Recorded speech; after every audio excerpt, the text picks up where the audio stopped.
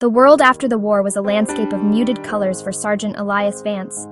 He had returned home not to parades, not to celebration, but to a profound and unsettling silence. The structure and purpose that had defined his every waking moment had evaporated, leaving a void that echoed with ghosts. Days bled into one another, each one a mirror of the last. The familiar streets felt alien. He carried a weight invisible to others, forged in conflict. His apartment became a fortress against a world he no longer understood. 4 walls that were both prison and sanctuary. Simple errands became monumental. The clatter of a dropped can could send his heart racing. Sleep offered no reprieve. Nightmares replayed scenes he fought to forget. Loneliness was a constant companion, a shadow that clung even in crowded rooms. He was adrift, a soldier without mission, disconnected from the life he was supposed to be living. The medals tucked away were relics of a person of courage he no longer recognized. The war had ended on the battlefield, but for Elias Vance, a different, more solitary war was just beginning, fought within his own mind. During one of the darkest stretches, when silence had become deafening, a lifeline appeared. A fellow veteran mentioned a program pairing soldiers with service dogs. Elias was skeptical. After weeks, he made the call, his voice barely a whisper.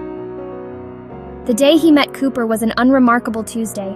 Elias walked in expecting nothing, and then he saw him. Cooper was more than a dog.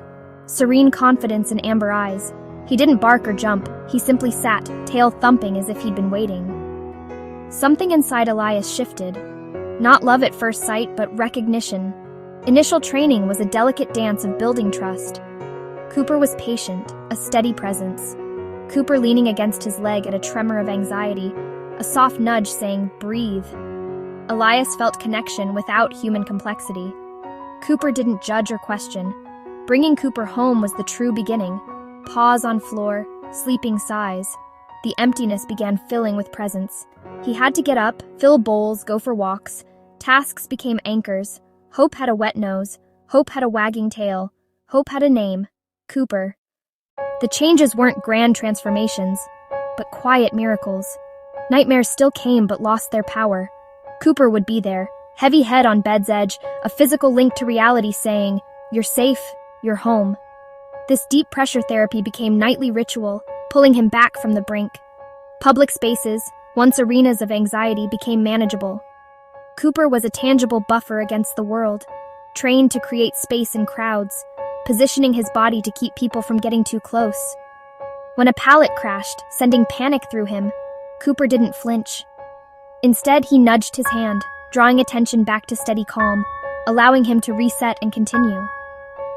Cooper learned to recognize early anxiety signs, a tapping finger, a bouncing leg, a change in breathing pattern. Before panic could take hold, Cooper would intervene, persistently interrupting repetitive behavior, then placing paws on his lap, demanding focus and breaking the cycle. Even simple care became therapy. Grooming Cooper was meditative, repetitive motion calming. Daily walks became moments of quiet observation. Elias started noticing the world again. Through Cooper's eyes, the fascinating scent of grass, the cheerful chirp of a bird in a tree.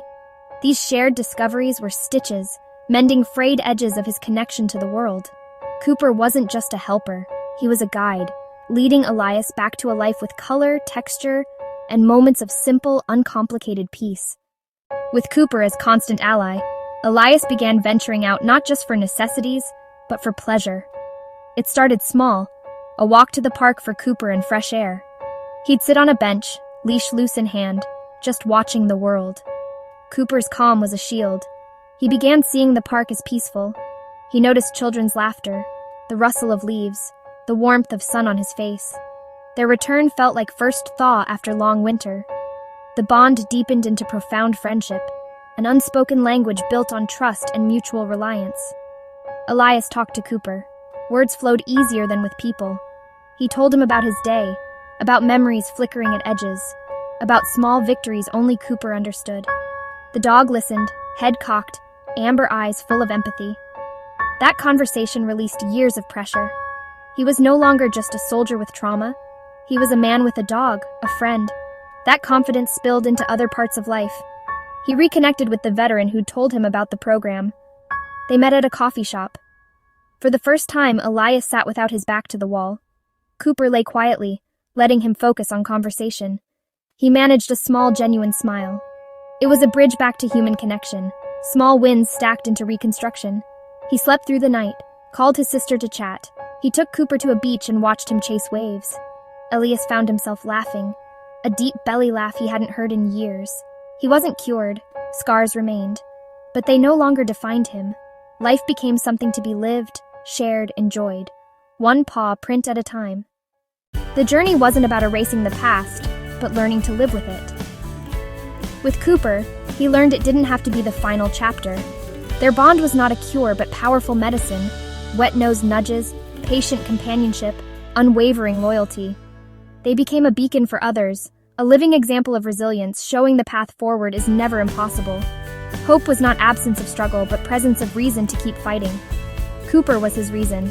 For Elias Vance, Cooper didn't just change his life, he gave it back, filled with quiet, enduring hope. The long shadow of war had not vanished, but now he was no longer walking in it alone.